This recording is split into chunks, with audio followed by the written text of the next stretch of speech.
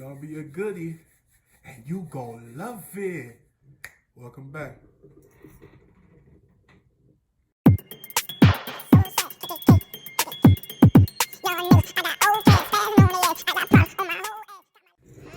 What's going on, guys? It's your man C to the J to the C, straight from the 305 Miami-Dade County. If it's your first time joining my channel, you know what to do. Hit that bell and hit that subscribe button so you can get the best story times on YouTube. Boy, what we doing? Oh,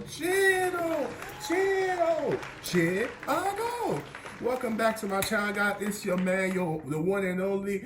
Get your host with the most smoke. Get your dumb ass smoke. Is back to it. If you want the best story times on YouTube, then check out my Storytime playlist and come back and see all the greatness. You're gonna see the goodness, the greatness, the laughter, the enjoyment, the laughter.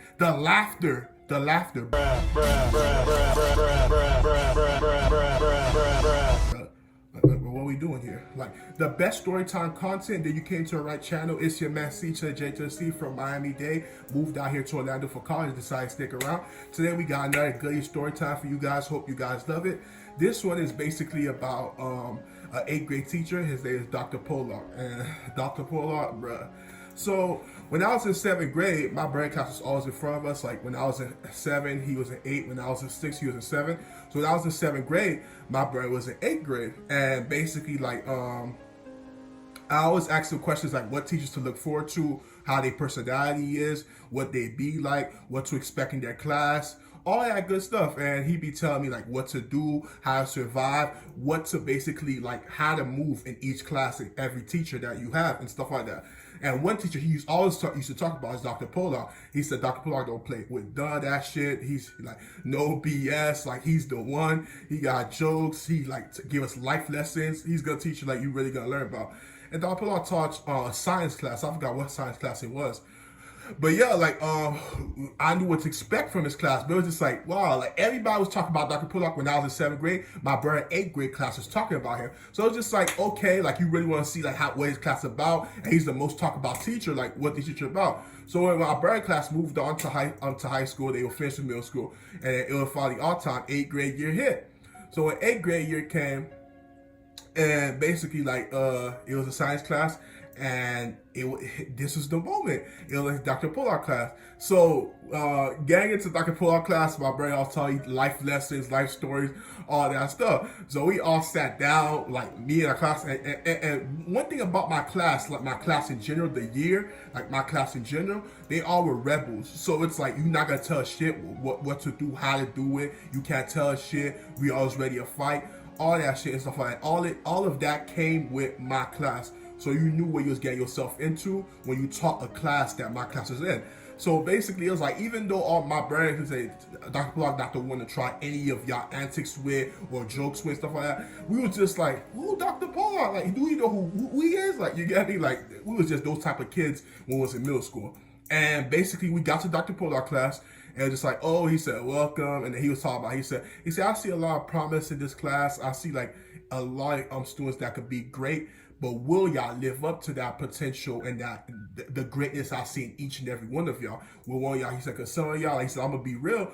Some of y'all just like not gonna take this life thing serious. Some of y'all gonna end up in prison. Some of y'all gonna die. And so like he was like, I know he was being real, but this guy went from real to real. Like that was brutally real. Like we ain't for all of that. But he was basically like, keep it real. He said, some of y'all gonna be in jail, some of y'all gonna die. And some of y'all basically gonna make it far and be successful in life. And so like some of y'all gonna be being baby mama drama, have kids on top of kids on top of kids. It was all that shit. So that was like from day one out the gate. So basically it was just like, okay, like, all right, like we ain't want to hear all of that. But that's what Dr. Pollock, he was just keeping it real with us. Like my brother always said stuff like that. So one of my classmates, he was basically like on his phone, and basically like one thing my brother told me that Dr. Pollock did, I wouldn't see it, but I got to personally see it hand first. One of my classmates on his phone, but he was doing it under the desk. He was looking down like this. You see how I'm looking down right now? He was looking down like that, and basically on his phone, playing on his phone, texting people on social media and stuff like that. And then Dr. Pollock was teaching. Then he stopped, he like, and then he started smiling. Then like, what the hell he smiling about? He said, hey, Philip. I said, yeah, Dr. Pollock? He said, what are you doing under that table? And he said, no, I was just like, he said, I was just like, I had a ruler and stuff like that, and I was just like, see if it broke and stuff like that. He said, oh, a ruler. He said, that's what y'all call it nowadays. And he said, nah, I wasn't measuring shit or anything like that. He said, I didn't say you was measuring shit, so you was measuring stuff down there. He said, okay, that's your business. And he said, nah, that's some gay shit. Nah, bro, I ain't with that. So like, it's all good. You talk about rulers and measuring shit. I was like, bruh, Dr. Pollock tripping though. That was like day one, telling us keeping it real first, and basically telling us like death, making it far, son, y'all like, basically, you get me, all the things he said and be in class, and then on top of that, the whole under the table, what you doing there, ruler, measurement, like, pause, y'all already know what I'm talking about. So basically, it was just like, all right, like, dang, Dr. Pollock, you doing too much. Like, we like, okay, and stuff like that. And then Dr. Pollock said, so day 2 in Dr. Pollock class, it was just like, okay, we know what to expect. And then he was basically telling us like his life story about his wife. He was telling how like his wife proposed to him, and his wife was 40 years younger than him. So when he was like 44, his wife was 24 years old. I'm like, what? So she was 24 as she proposed to you? And he served in the Vietnam War, World War I, and he was telling how the war was, how it was no joke. And some of y'all need to go to war, be disciplined. He was talking to the fellas, and he said, some of y'all don't know like what discipline is, and war would discipline y'all. And some of y'all been living too good of a life in the freedom that we fought for y'all and wasting it, like basically not taking advantage of it. So he was saying some real shit and stuff like that. And it was just like, okay, all right, Dr. Pollock, whatever, things like that. And there was a student who was playing with him, and he was just like playing jokes, like laughing. Dr. Pollock said, I told you to be quiet, and things like that. He said, I told you to be quiet. And he said, but he continued playing game. He said, man, I don't care, bro. Like, things like that. He said, so now if I call security, I'm wrong. And he said, I don't care about no security. Suspend me, write me up. I don't give a F. And he said, oh, you don't give a F? And then he said, all right. And he said, I'm going to make sure that you kicked out my class and you'll go to next door. Everybody knew who was next door, which was Miss Elaine, and everybody heard of her rumors of how she failed students, how her class was harsh. So he was trying to go there. He said, man, he said, chill, bro, chill. And he said, who? I'm not your bruh. And he said, I'm not your bruh. And he said, you heard me? I'm not your bruh. Because remember, Dr. Pollock's old man, that time, Dr. Pollock was like in his late 50s when he was in his class. Man, I don't know how old he is now. He's been in middle school like, yeah, like, bro, put 17 years, 15 years on top of that, bro, what the deal was. And he was telling about his wife, like I said, 20-year difference, her proposing to him. Talk about the war. He showed us a picture of it. He said, Dr. Pollock, that's you? He said, yeah, I was knocking. He said, I was getting those young ladies, those young things, bro. He said, they couldn't stop touching. They was all over my body. I was like, chill. And I was like, chill, no, boy, you was getting girls' numbers, stuff like that. He said, yeah, y'all know about y'all better ask somebody.